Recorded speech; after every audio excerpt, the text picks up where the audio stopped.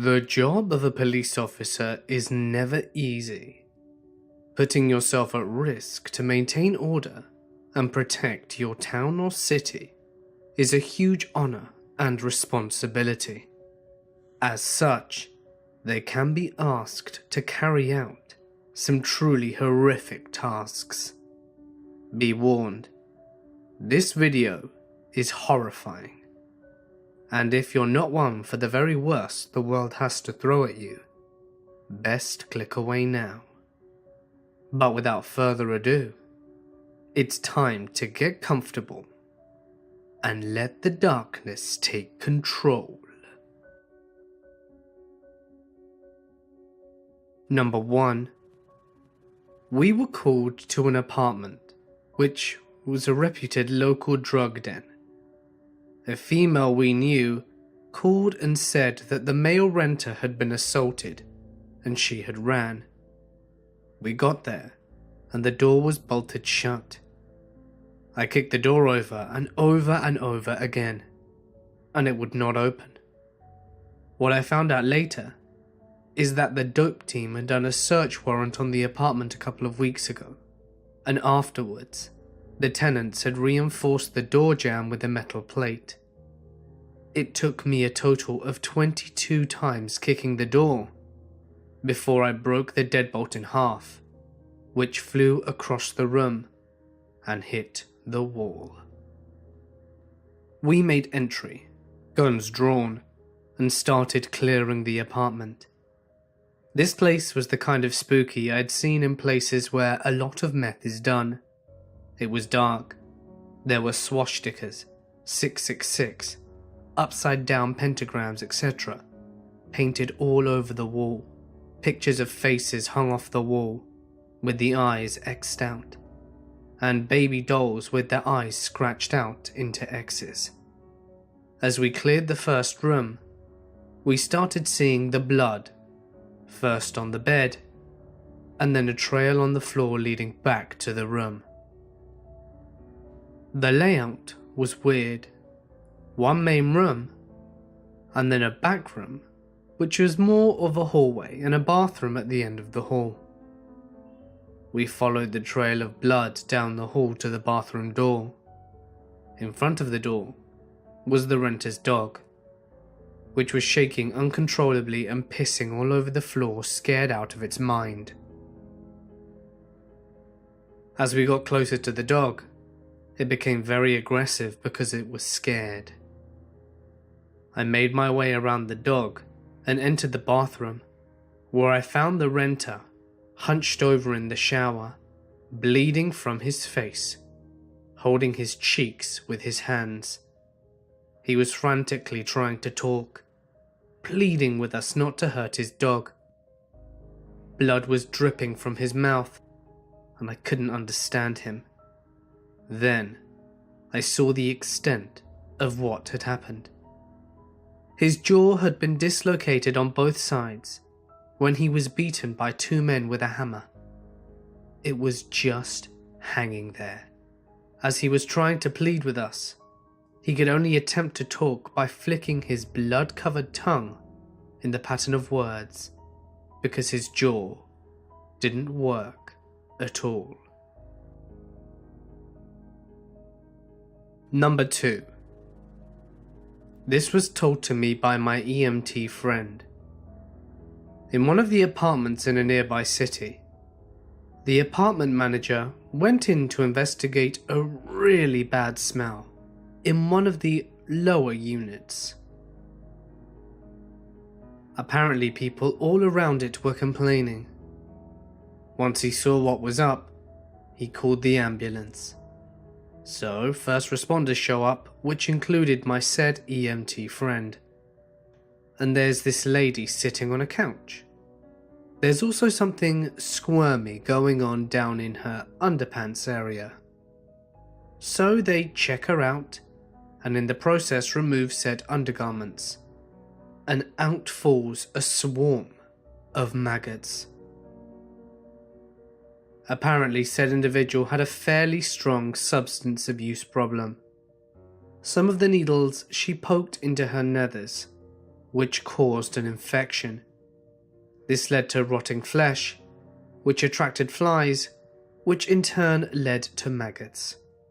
The worst part, she was not dead, just so drugged up that she basically never noticed that she was literally rotting and falling apart from the waist down. Number 3. My grandfather's cousin had been a coroner for years, and they had to get into a house of a guy who lived alone. It was just him and his dog. The dog had been chained outside at the time that this guy died, and obviously there wasn't anyone around to unchain him afterwards. It had been days in the southern sun, so someone at some point unchains the poor dog before the coroner gets there. They have to hold onto his collar because he is frantic and desperate to get inside of the house.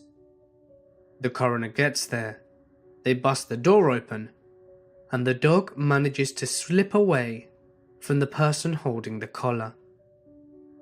The dog dashed past everyone and leapt on the body of the dead owner, no doubt to protect him, at which point, apparently, he exploded. You may be wondering why. The bacteria in your gut that makes you fart starts eating your body after you die. They're still making a lot of gas, but now it doesn't have an easy way out. So the body fills with gas, and at the same time the skin is getting thinner and weaker.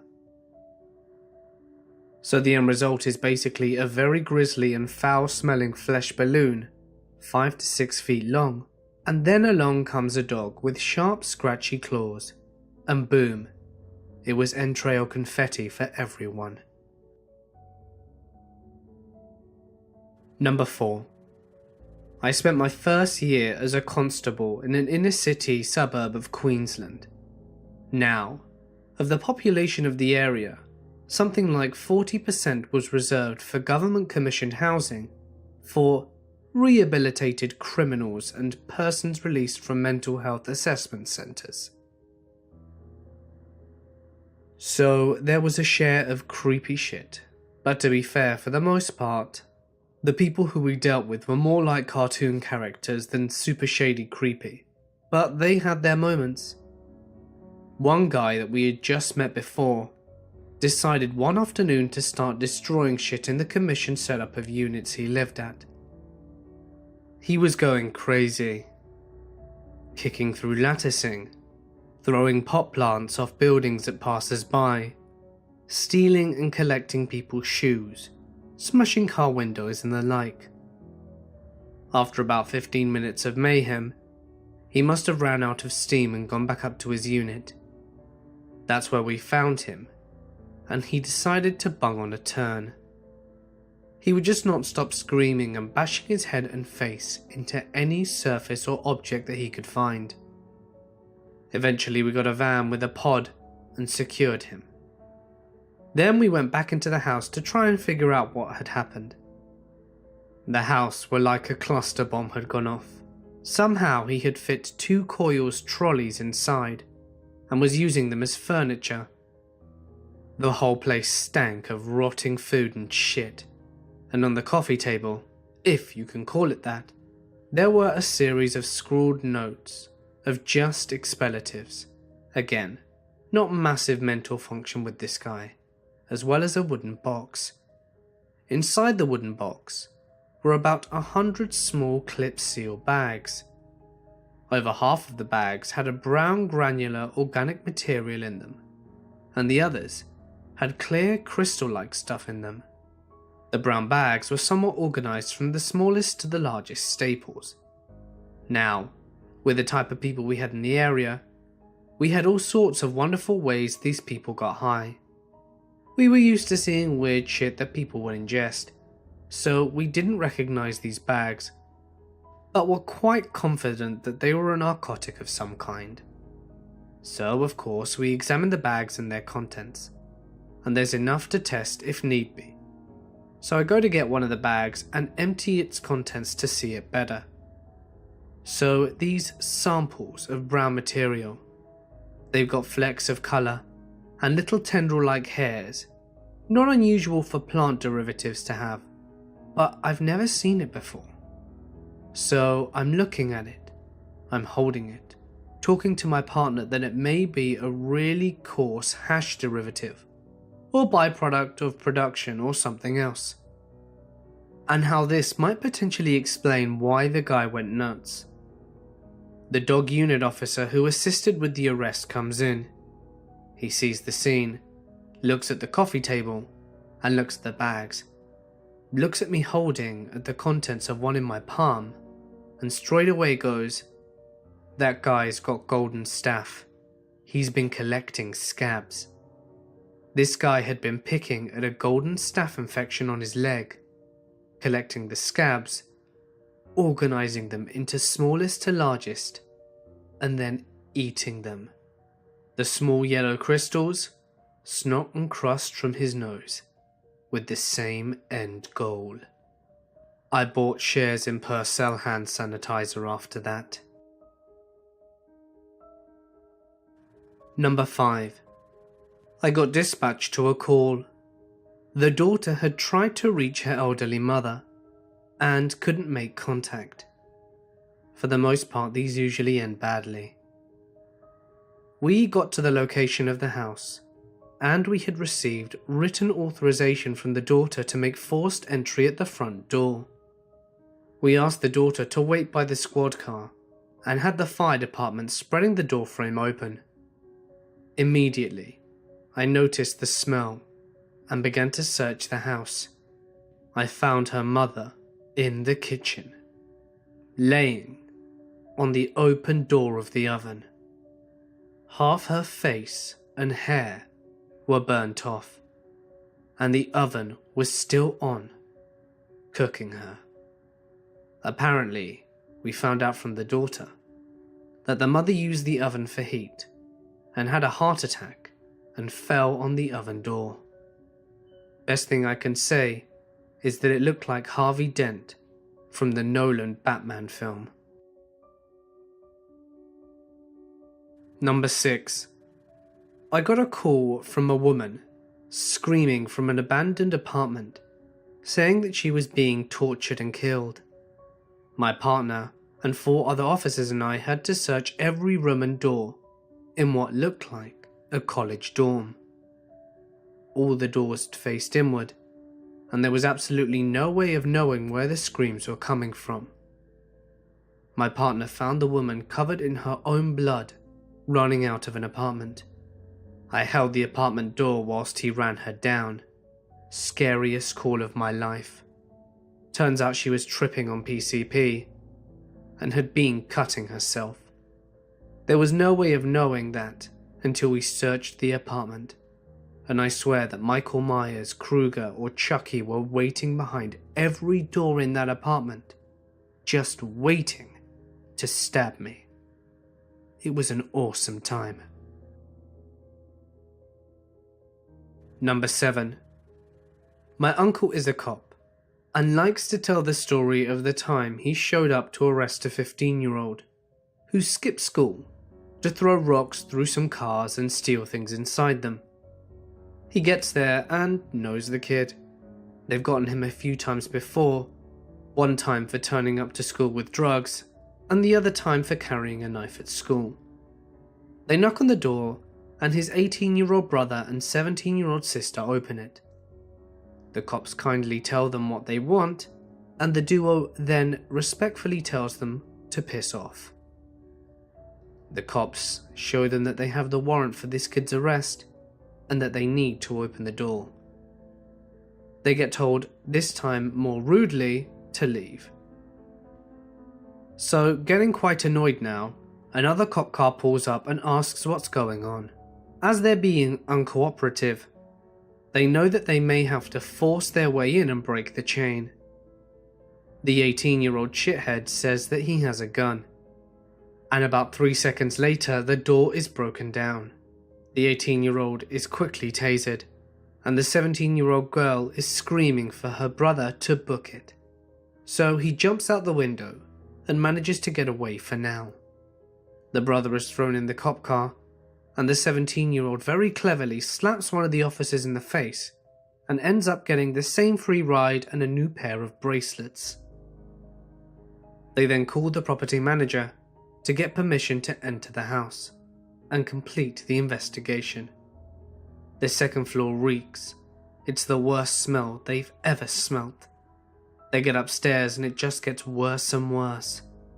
They open the door and find a long, rotten body, surrounded by needles and other drug shit. They leave and call it in. Uncle says that later it came out that their grandmother died of an overdose. The mother was in jail for stabbing up some guys, and the kids never reported the grandmother being dead, so that they could keep cashing in her social security checks. She had been sitting there dead in a corner of a room for about a year.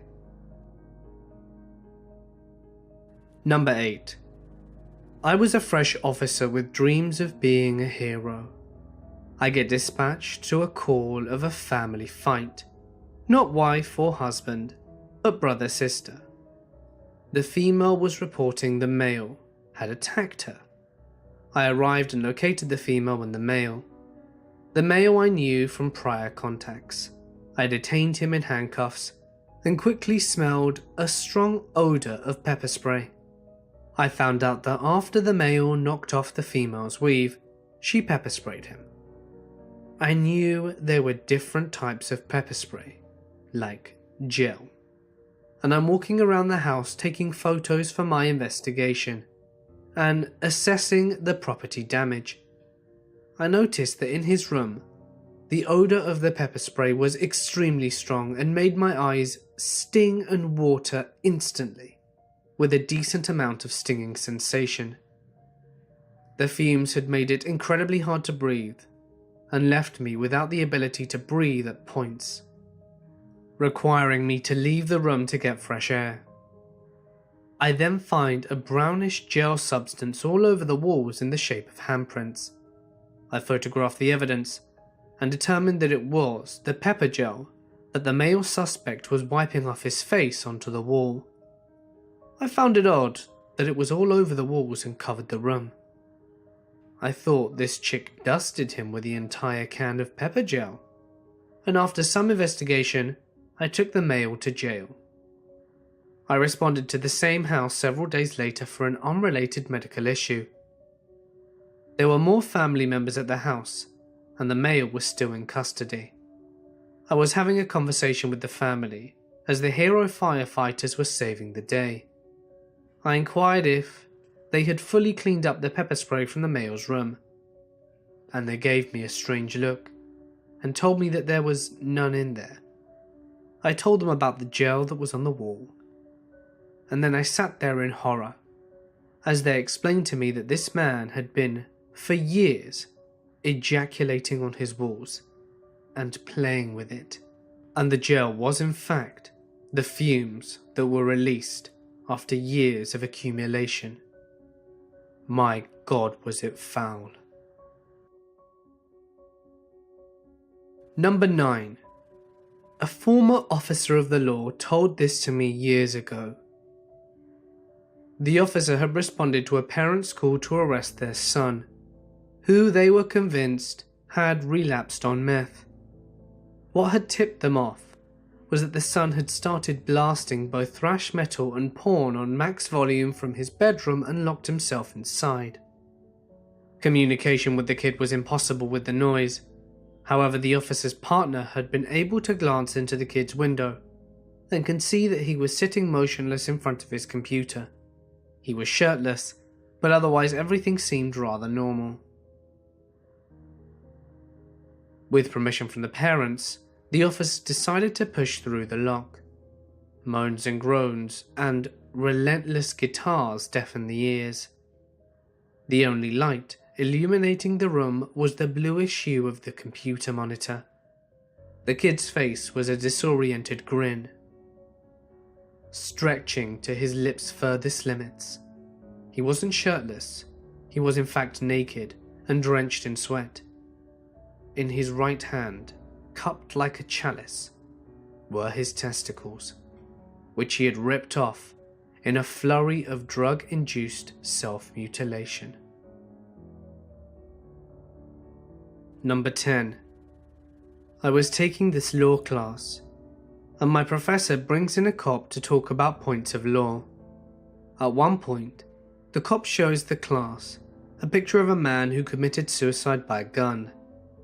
"Can you see what colour his eyes are?" he asked. Of course no one can, and after some dumb stares, the cop says, "Blue. One blue this way, the other blue that way." The whole class groans and raises it. The whole class then groans, so I raise my hand and say, "Obviously you have thicker skin about this story than anything we do, but have you ever seen anything that got to you?" The cop then got very serious and told us this story. A local family, 2 brothers, both very young, every Saturday morning, the older brother would get up early and make toast, and both he and his younger brother would sit in front of the TV, munch some toast, and watch Saturday morning cartoons. This one Saturday, the older brother didn't want to get up and make toast, so the younger brother decided to try it for himself. He apparently went to the kitchen and put the bread in the toaster and then pulled the switch down. He didn't notice how close the toaster was to the kitchen window curtains, and to make a long story short, the house caught fire and the parents barely made it out alive with their eldest son. By the time the police officer arrived, the younger boy was dead, burnt to death in the living room. The officer said he must have set the toaster and went into the living room to watch TV and wait for his older brother to wake up and join him. The officer said that the window nearby had collapsed from the heat and melted around the little boy. The cop said he had 2 boys about their age at the time, said he needed to excuse himself from the scene, and went into his squad car and couldn't stop crying and shaking. As the cop told the story in class, he started crying again. Hey guys, it's Mort here, and thank you so much for listening. Much love to all police officers out there who make the world a safer place. And I'm sorry for the horrors that you guys have to endure. Just a reminder that I have launched my merch store, so if you'd like some unique and limited edition pieces of Mortis Media merchandise, get your hands on a t-shirt quickly, as stocks won't last forever. Remember that if you enjoyed today's video, please consider dropping a like and leaving a comment, as it would really help support the channel and I really appreciate it.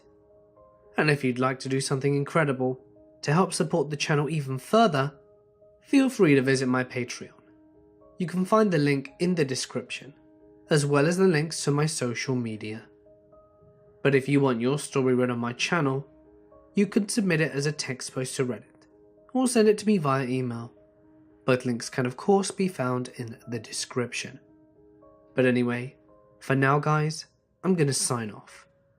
Stay awesome, and I'll see you in the next one.